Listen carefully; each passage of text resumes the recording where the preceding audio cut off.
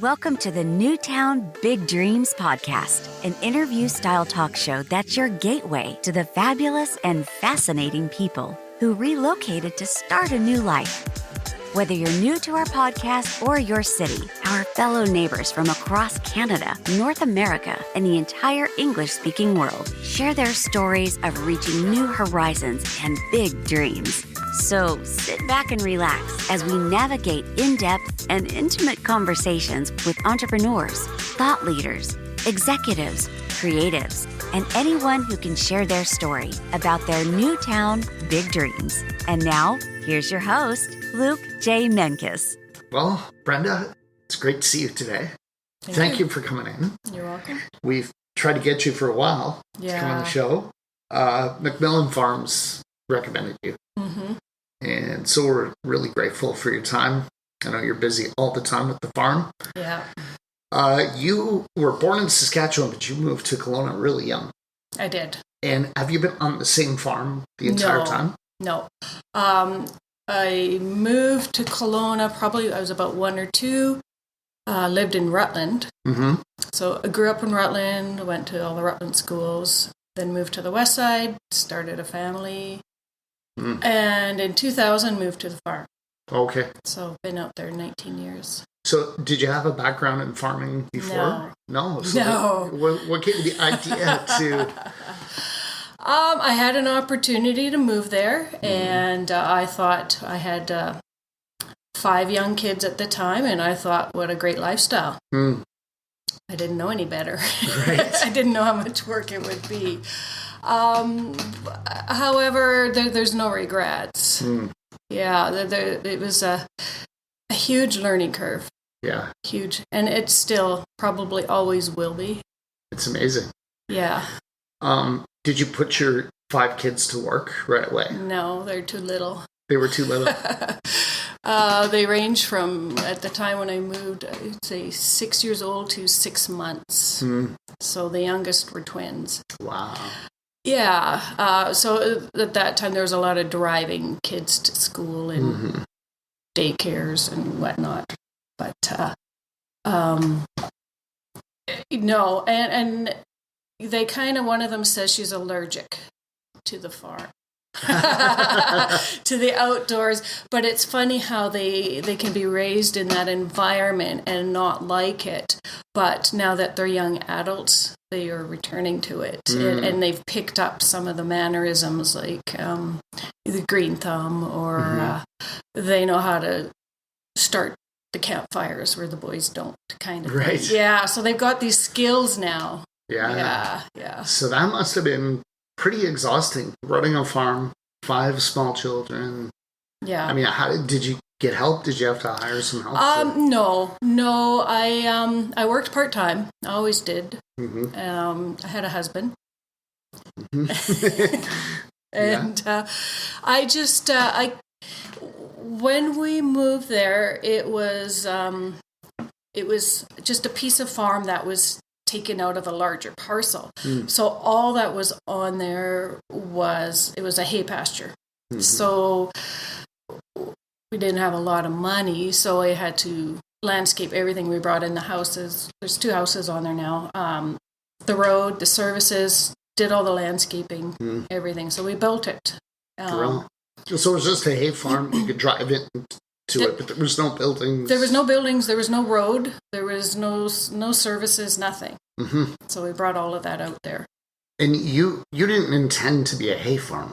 No. I mean, you got this for a reason. What were you thinking of? Well, it was mostly lifestyle, and. But I mean, did you have an idea? Did you want to have chickens? Did you want to have crops? No, I was just going to carry on the traditional way that was always farmed, which was cattle, which I did. Cattle. Yeah. I jumped right in, and I beef cattle, pigs, chickens, donkeys, and goats. What's that like? So for someone who didn't have a background in farming, like, did you come to a point a few weeks in where you're like, what the hell am I doing? Yeah. It's scary sometimes when, we back onto a golf course, and sometimes the cows would bust through the fence and go running in through the golf course. Wow. Things like that. So We did have another person that I could talk to about what do I do. Yeah, and who was that? Well, my dad, he didn't grow up with a cattle farm, but they grew up on big hay farms, right? Yeah, and in Saskatchewan. So everybody is either a farmer or knows a farmer. Exactly. At least back in that. Right, right. But over time, the property started flooding. And this one. This farm, yeah. It when I first moved there, I was told, no, you won't flood for about maybe once every 11 years. Mm-hmm. And about 4 years in, we started flooding all the time, so much so that we would have to evacuate animals. Wow. And then there goes your profit. Is this something? I'm not sure if you heard the interview with McMillan.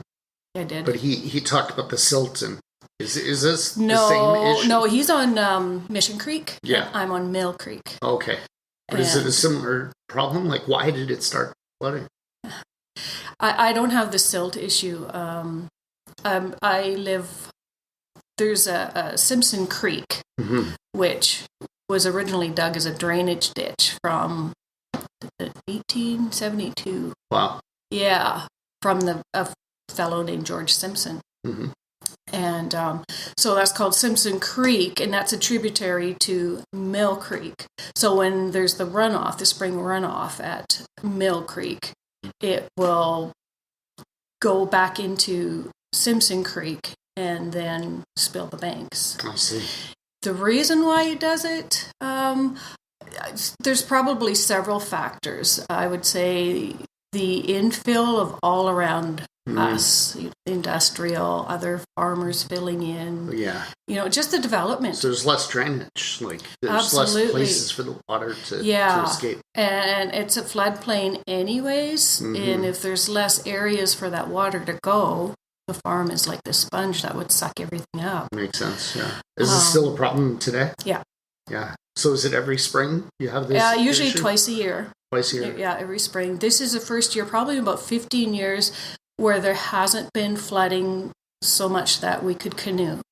Wow. We can usually canoe around it. It's like a lakefront property. Where do you put the animals? I don't have the animals anymore. Okay. I just have the chickens, and since then have built a chicken coop on higher ground. Right. But what would you do with all the livestock when these floods start? We would have to evacuate to some neighbors or something. Yeah. Yeah. Or I would just try and time, because we used to do meat birds, I would try and time it to start after the flooding. And that's always a guess. Yeah. Yeah. So you would you call a neighbor and say, "Listen, I've got 10 cows. Yep. Can we neighbors are great. Crash at your place for?" Yeah, and they all know what's going on. Yeah. They, lots of offers of help. We got a spot for you here. Yeah. Yeah. Wow. And or you could just float the chickens in a canoe and they'd be fine. Right. Seriously. But obviously the cows. The cows are different. Can't put them yeah. I got the cows. I stopped doing years ago, probably 10, 15 years ago. Mm-hmm. Yeah. Was it just too much work? It was too much work. Well, cows aren't. Break through fences? Yeah, they would break through fences, but that's part of the maintenance too. Yeah. Is that kind of a random thing? Like, or do they breaking through fences? Yeah. Yeah. Just get in the mood one day and they're like, "Hey guys, they get spooked or something." This. Oh. Yeah. Let's bust. Let's be some badasses. Let's go chase down some golfers. Right. And did you see it happen, or did the golf course call you and say? They would call. Yeah, we have some of your. We'd have one of the pigs would get out there. Yeah, we have some livestock on the course. Can you please come and get them? And how do you corral them?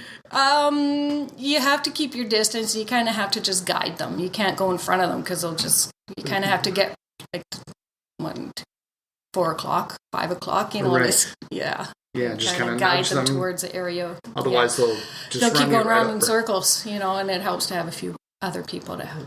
Yeah. So that they can't go. That's got to be stressful. It is. Yeah.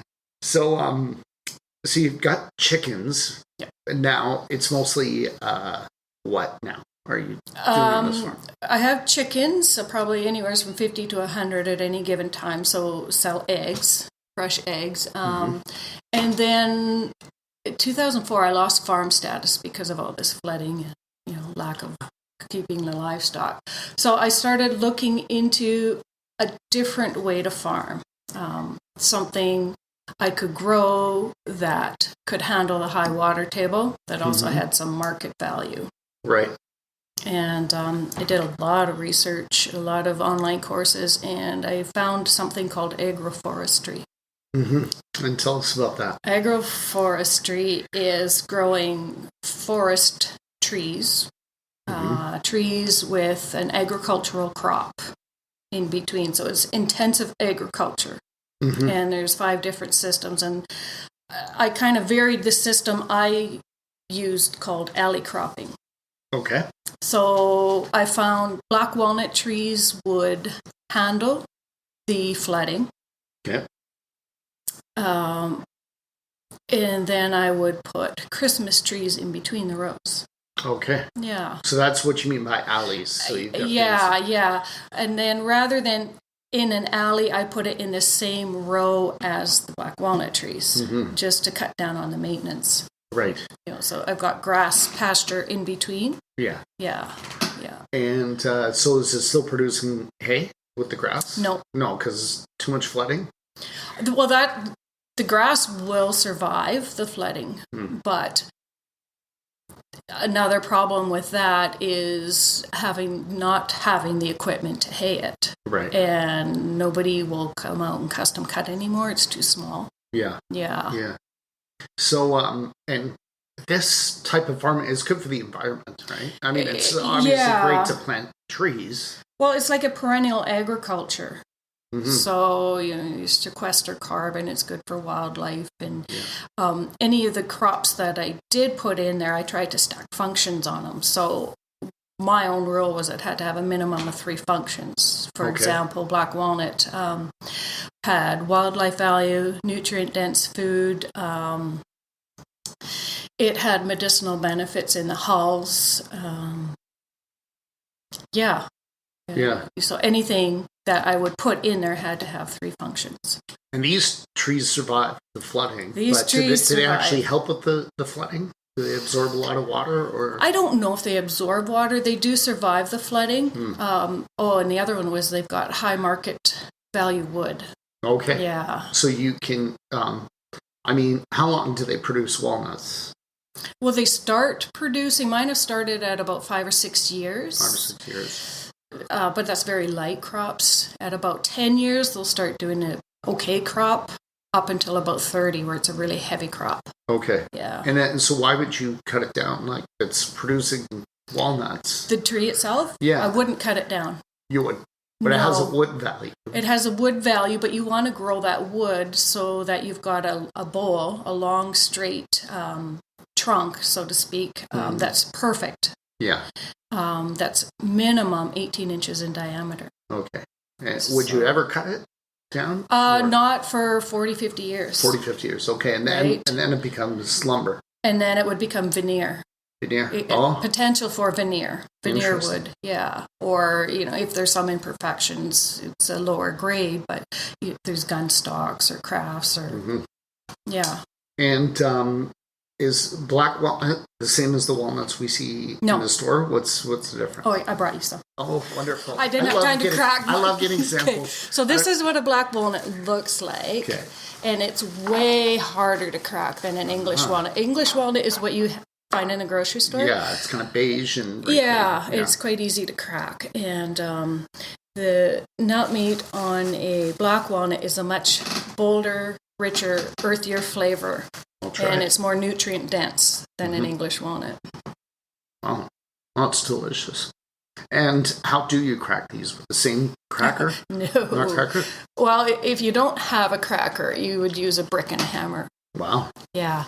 I bought a hand cracker out of the States. And then, was it last summer, I applied to the UBCO fourth year engineering students for their capstone project. And I asked them to build me 3 pieces of nut processing equipment.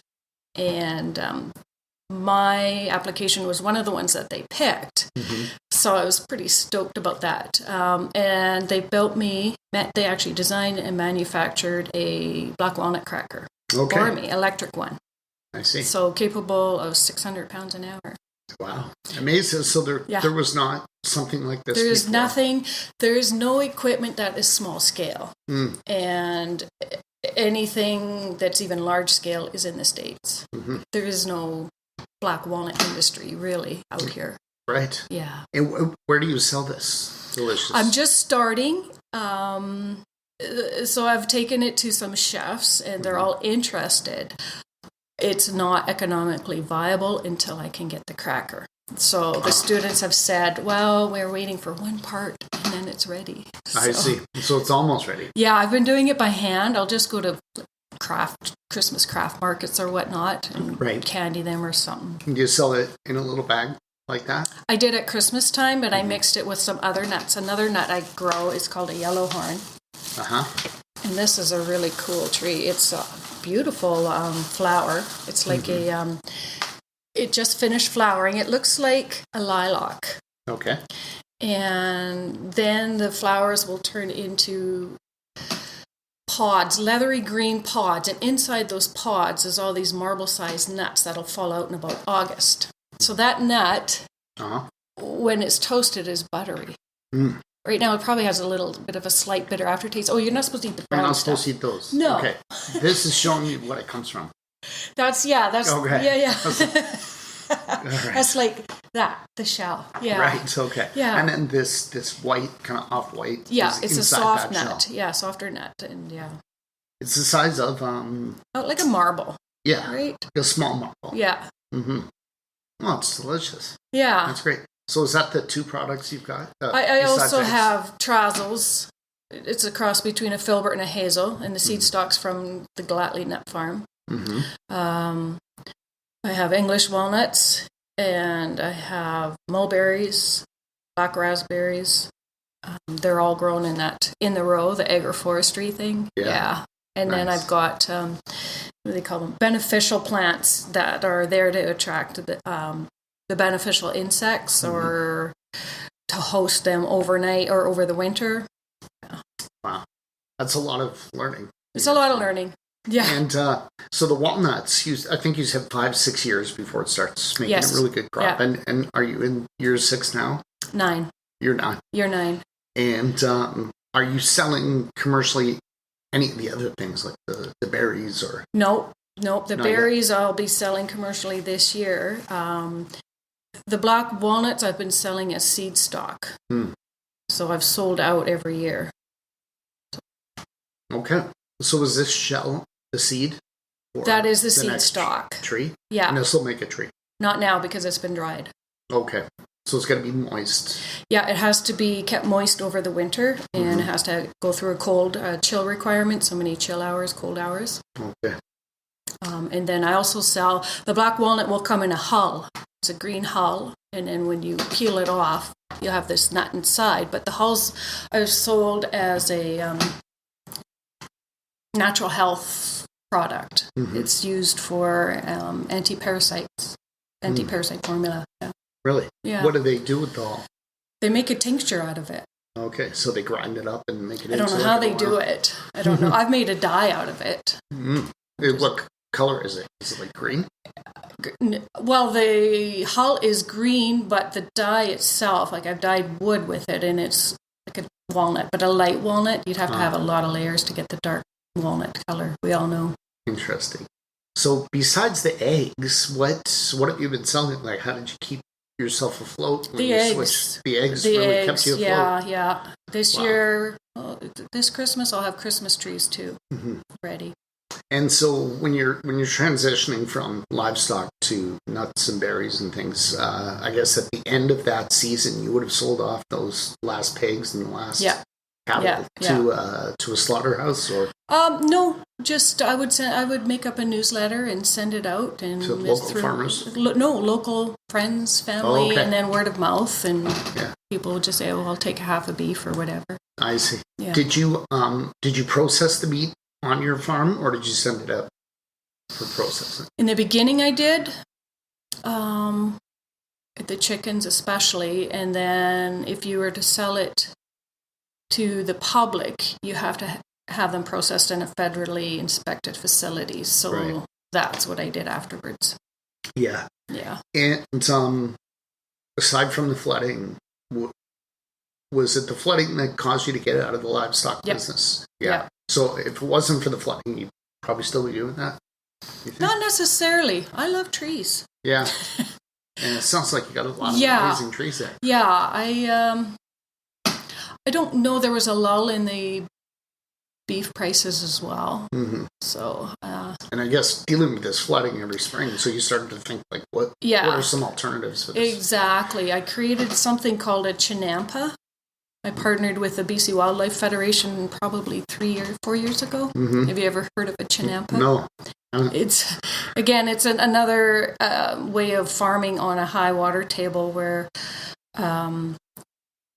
long canals are excavated to a depth of 2 feet. And with that soil that was excavated, they were piled into long growing mounds along the excavated canal.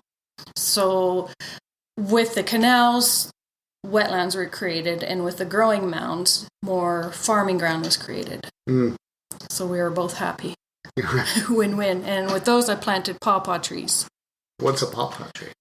A pawpaw tree is it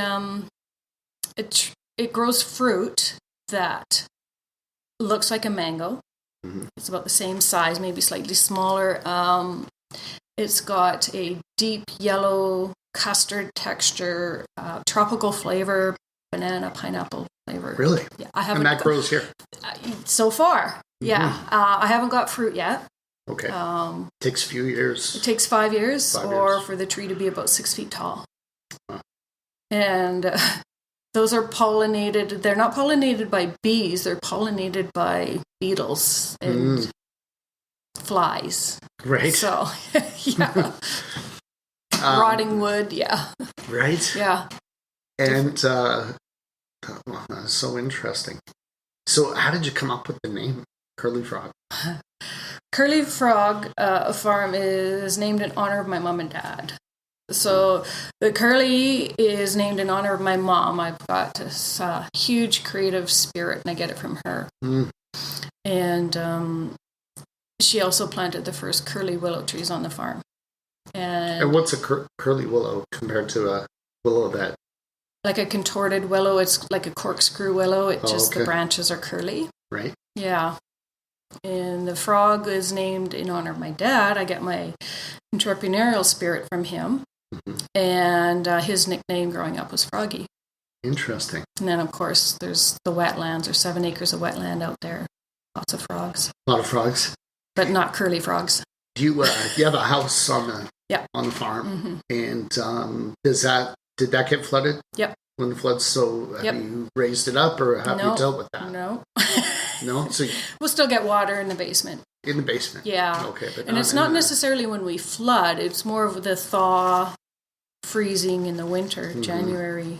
So it's just a concrete basement? Now it is. It used to be a finished basement, and it's not anymore. Just wouldn't work? It wouldn't, no. It, like I said, it was not flooding when we moved there. Mm-hmm. Everything was okayed, and then over time, the water, everything changed. Mm-hmm. There's 2 houses out there, and they're both flooded. Right. Yeah.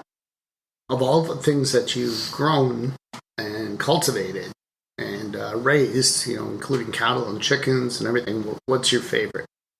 Is it the trees? Yep. The trees. The trees. Yeah. Mm-hmm. Tell us about Christmas trees. So Christmas tree is basically a pine tree, right? With a kind of a V shape. Is that a pain in the ass? Can I say that? Why are they a pain in the ass? I picked the wrong ones.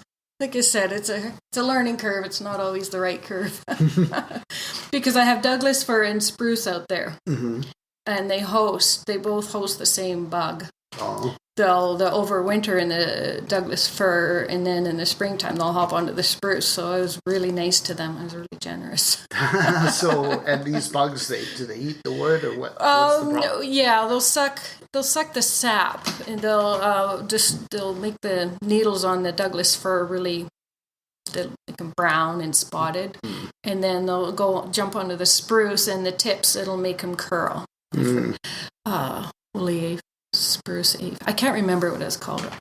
Yeah. And you want, for a Christmas tree, you want the real, solid green, spiked, the nice curls. pine cone shape kind of thing. Yeah. And how do you deal with these critters? I pick them off. Well, I pick, safer soap on the Douglas fir. So soap. Like it's an organic kind of a spray that you use. Yeah, it's called Safer soap. And that will try and smother them. And then sometimes it'll be too late. They'll be already on the spruce tree. And you can see the tips already start to curl, and you know that they're in there. So I'll just pick every curl off. I see. And how many years do you have to grow a Christmas tree before you can sell it? Probably about 8. 8 years? Yeah, about 8 years. And you sell different sizes, or are they all the exact same size? I guess when you plant, right, it just... You stagger your planting, they're different sizes. Yeah. Yeah, and then the growth rate of some of them, too, is different. Right. Yeah. But I mean, did you ever see Christmas Vacation with Chevy Chase? Yeah. The movie? So it's not like that, right? You're the not great selling, big tree, You're not selling like 30-foot long trees. No. No. So it's like 10 feet or something. 10 feet right? max. Yeah. Yeah, something that you could actually put in your house. Right. Not wreck everything. Right. And who chops the tree down? My nephew. Right. So someone comes, picks one out. Yeah. And then your nephew chops down, throws it in the back of the pickup. Is that how it goes? Yeah. And do you determine the price in advance? I haven't determined it yet. I think the price $40-50. Right. What it is. Probably depends on the tree. Yeah. I'm guessing. Yeah. But it's one of those one-time crops for me because that was the whole idea, was like the black walnuts were the long-term crop. Mm-hmm. So a short-term crop for income in between, instead of waiting so many years, was the trees. I could have even gone even shorter and put some kind of vegetable in there, but it was too much. But so what happens is in the black walnut, there's a chemical called juglone, and it's incompatible with some other plants. And it builds up in the soil. So after about 8 years, there's some plants that won't be able to grow there anymore. Christmas trees are supposed to be, some of them. So this is all just research because I don't know anybody else who's doing this stuff. Right. So it's kind of like you have to just try it and see what happens, right? Yeah. And then as well, the Christmas trees are starting to get really big, and they're shading out the the black walnuts are shading out the Christmas trees. So it's time to get them out of there anyways. Yeah. So when you pull the Christmas trees out, you're not planning to replant. That'll be it. No, I could put something in there that's shade tolerant, like ferns, fiddleheads or something. Mm-hmm. Any ideas? Any plans? Maybe fiddleheads.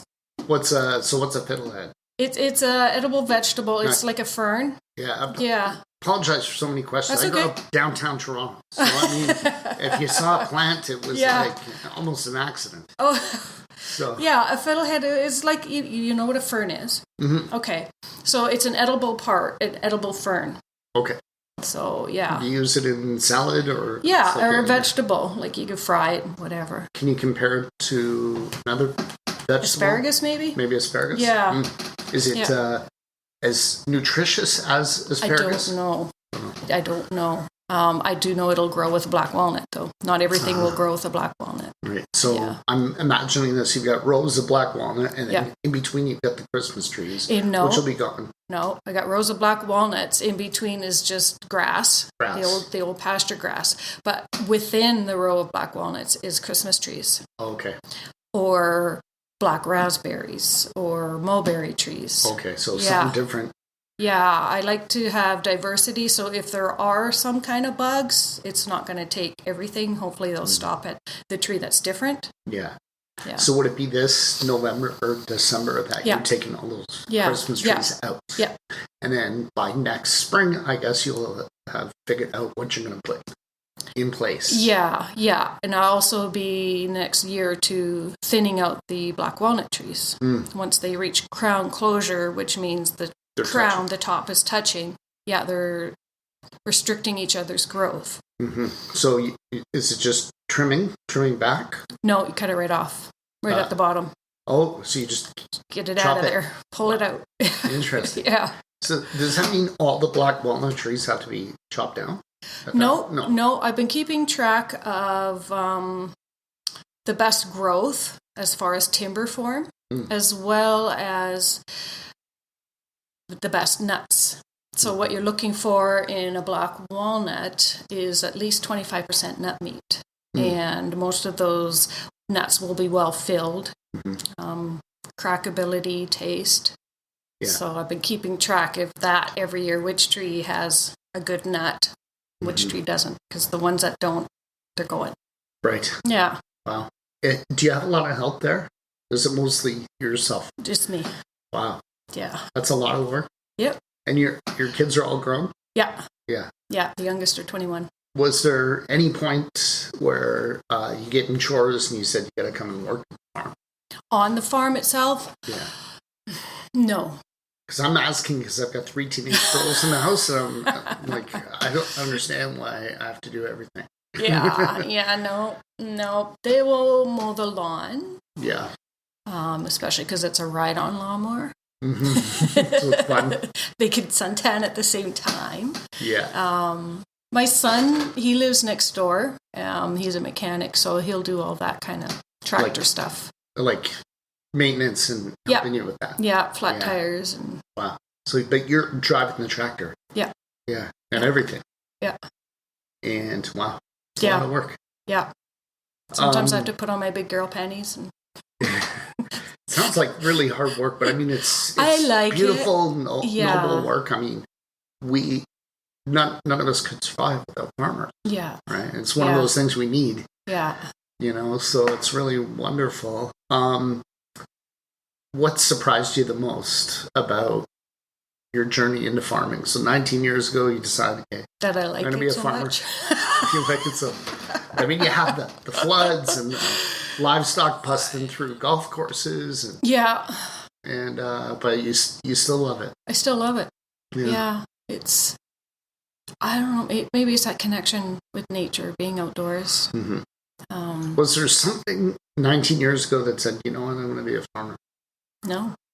Were you working in an office, or what were you doing? I have. I think I was working in a gas station. Yeah. And it was not the promise of money. Right. No, it cost money. Right. It was just, I think, again, it was something that lifestyle. Yeah. Maybe just being outdoors. Yeah. Has the city changed around your farm? Is it still mostly agricultural? No, it's around changed. But there's like houses. There's industrial. Wow. I have a golf course on one side, industrial on the other side, filled in empty pasture on another side, and an abandoned hayfield on the same side. Yeah. Does this environmentally affect what you're doing? Like you said, the density is aggravating the flooding, but any issues with chemicals or runoff or anything like that from the industrial? No. Good. That's great. So, do you get to spend much time in the city? I don't like shopping. Right. If I have time, I'll go grab a chair and a book and go sit at the beach. Yeah. But no, I don't want to go into the city. You just love being on the farm. Yeah. Now, do you sell your products at the farm, like the eggs, or do they get distributed to grocery stores? No, it's an honor system with the eggs. I have a fridge outside, and most people will phone ahead because quite often I'm sold out. I'll put the eggs in the fridge in a bag with their name on it, so that others will take them, and they leave money. They leave money in a cup. Wow. Yeah, amazing. Yeah. I'm just curious about egg farming. So, how often does a chicken produce an egg? Depends on her age. Okay. So, yeah, they should lay an egg at least one every 2 days. Oh, wow. And when they start, at about 6 months, they'll start laying eggs, and they're small. I have some chickens that are 4 years old. They're probably not worth keeping, but their eggs are really big. Yeah. Double yolkers sometimes. But they don't lay as often. I see. Maybe 2 a week or something. Yeah. Interesting. And are the little eggs edible? Yeah, they're all edible. Yeah, because I've never seen like a little tiny egg. And you don't need a rooster to have eggs. You don't? No. How does they just produce them? They have, it's like, do you know what a seed tape is? No. It's a seed tape it's like a piece of tape, a long piece of tape, and they stick a seed on it at intervals, right? And that's kind of like what it is with a chicken. But hers are eggs. They're undeveloped eggs. I see. And yeah. I see. So you don't need a rooster. You don't need a rooster. No. Creating havoc. Do you have any roosters? I used to, but no, the coyotes got them. I see. Yeah. So the reason to have a rooster is if you want to make more chickens. Is that? Yeah. If you wanted to make some babies. Right. And then the chickens would get what they call broody, and they would sit on the eggs for about 21 days, and then the chicks would hatch. I see. So you're not doing that. You're just... Yeah, I used to. And if they get old, do you just buy more chickens? Yeah. Okay, so there are farmers who are doing that side of it. Yeah, exactly. Yeah. And they go outside every day, and they come in by themselves, usually at dusk. They just know it. So that's what you would call free range? Yeah. Yeah, so they're not like cooped up. No, they're in a coop, which has a large fenced outdoor pen. The reason why they're in there in the mornings is so that they do their business. They lay their eggs in the nests. And then in the afternoons, I let them out, and they get grass and bugs. And do they become chicken at the end of their life? Like food? I don't. No. By then, they're pretty tough and scrawny. I see. Yeah, so you just let them die naturally. Yeah. Usually a coyote will get them, or they'll die naturally. Right. Yeah. Interesting. Yeah, I might mention that I wrote up a MOU, a Memorandum of Understanding, trying to find any kind of nut farmers in the Okanagan Valley. What I'm trying to do is start a nut processing co-op. So if there was enough interest, and I've got about 10 to 12 signatures so far, including the Galatli Nut Farm, then the government would help with some funding. Nice. And that would be for equipment and processing? Equipment and processing. So there would be some sort of arrangement where I would buy nuts and process them, then retail them. Right. Who would you like to nominate? I would like to nominate Pam Carey Nelson. And tell us about Pam. Pam, I graduated with Pam, and she's a professor at the college. She teaches business. She's an author, an entrepreneur, and a women's rights advocate. Nice. Yeah. All right. So is that UBCO? Or Okanagan College. Okanagan College. Yeah. Nice. Yeah. That's great.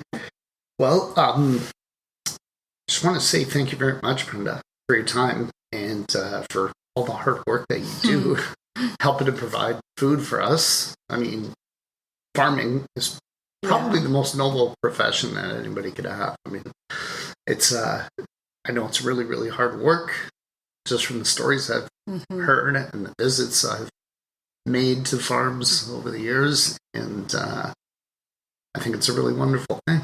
So thank you very much. You're welcome. You just got to love it. Yeah. We hope you enjoyed this episode of the Newtown Big Dreams podcast with your host, Luke Menkes, and his authentic guests. And we love our listeners and hope you subscribe now to learn more about the amazing journeys of our incredible guests who relocated to find a new town, big dreams. And remember, make your dreams big.